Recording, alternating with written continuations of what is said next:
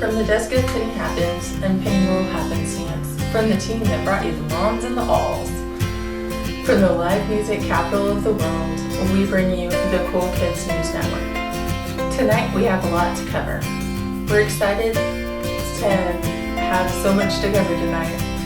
It's June 11th. We're going to cover the G7 summit and tons more cool stuff. So what's really going on? Women's rights took a central stage as Canada pledged to contribute $300 million of the total $2.9 billion. This was according to women's rights activist Malala. Malala was shot in the head on her way to school by the Taliban government in 2012. She was shot because she campaigned for the education of girls, which the militant extremist group opposes. Officials said the funds will be spent over the next 3 to 5 years and used to train teachers and improve curriculum. They'll also be used to collect educational data, support new education methods, and raise the graduation rates for women and girls in developing nations.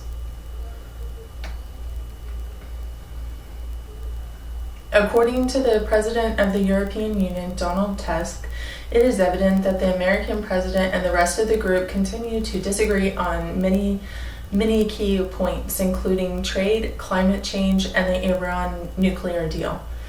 What do they agree on? Well, they agree on some stuff.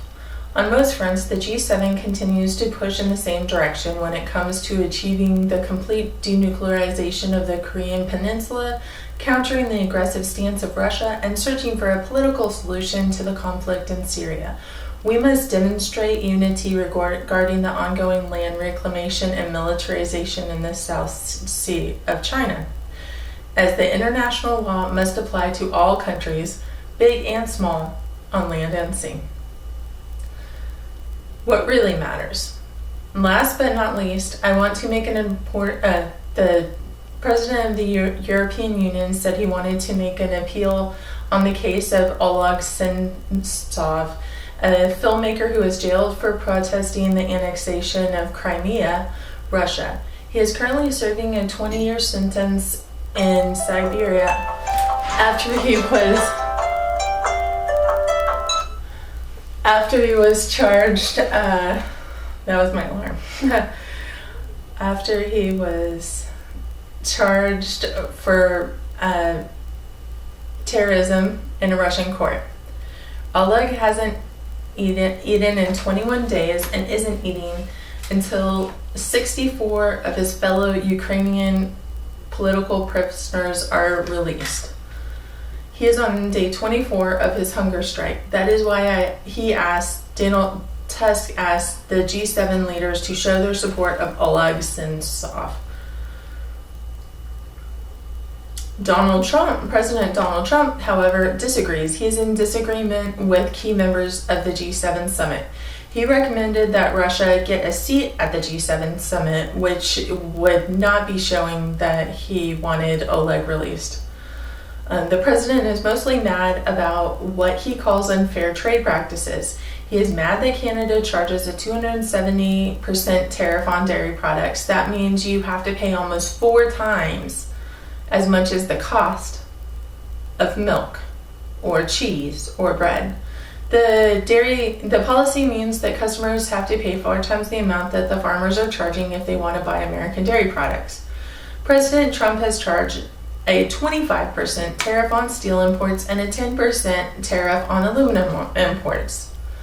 In retaliation, many members of the G7 have threatened to levy tariffs against the U.S. Mexico, Canada, and the EU are planning to impose more tariffs to protest this. Okay, next topic. Systematic racism. What is it? How can a system be racist? Racism is something that discriminates on the basis of skin color.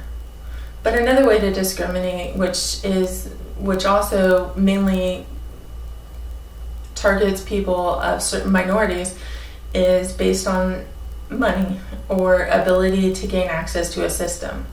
Our system is set up to incarcerate people of color at higher numbers than other members of our society. Poor people, and generally people of color, have large barriers once they get into the criminal justice system.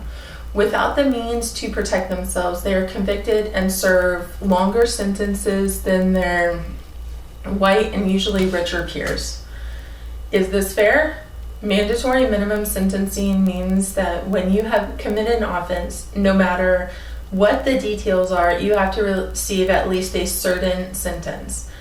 Mandatory minimum sentencing unfairly impacts poor people and people of color at higher rates than their generally white counterparts.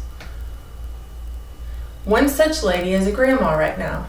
Her name is Alice Johnson, and she's been serving a lifelong sentence for the past 21 years. She was charged and convicted after one incident. Kim Kardashian read about Ms. Johnson and was able to share this information with President Trump. He had mercy on Ms. Johnson, and President Trump gave Ms. Johnson clemency, which means that she was officially pardoned. Kim Kardashian cried on the phone when she told Ms. Johnson the good news. Another activist fighting systematic racism is Malcolm Jenkins. Why is the media interested in Malcolm Jenkins? His team is the Philadelphia Eagles. They won the Super Bowl. President Trump invited the team to the White House. The team was busy and couldn't accept the invitation. President Trump took back his invitation. When the media came to start a fight between the Eagles and President Trump, Malcolm Jenkins was prepared with poster cards.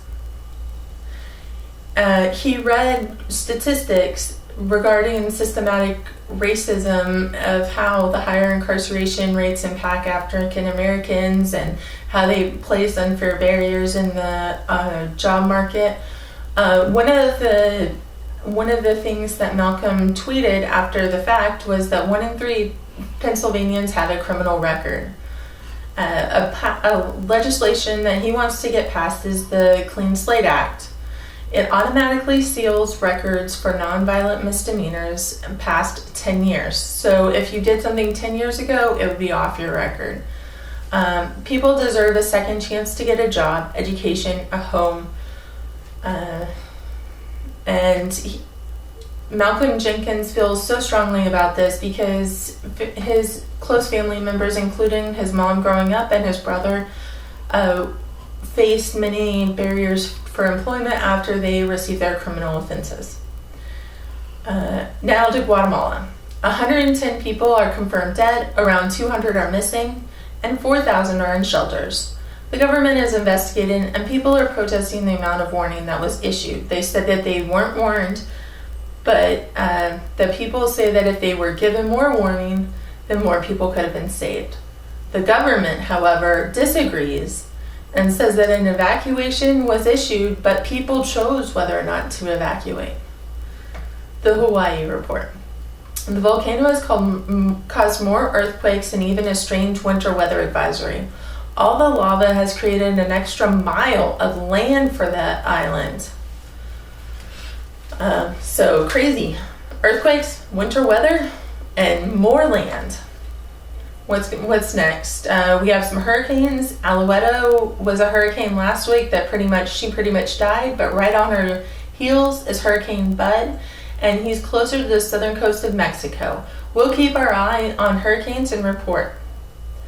So, in brief, right after the G7, Trump flew to Singapore to meet with Kim Jong-un. He is currently in the meetings. President Trump has said that he will know almost instantly if things are going to go his way for denuclearization and if Kim Jong-un is serious on following through. We'll have more updates as the issue unfolds, definitely by next week. In happier news, Melania is the First Lady. Miss Melania Trump is feeling much better after her kidney surgery. We're happy for you, Melania, and we wish you all the best. We will try to post a screenshot of Malala, the women's rights activist statement, in our comments. If not, go to our Facebook page or Instagram page or Twitter page at the Cool Kids News Network. I'm Penny Happens, Penny Royal Happenstance, signing off.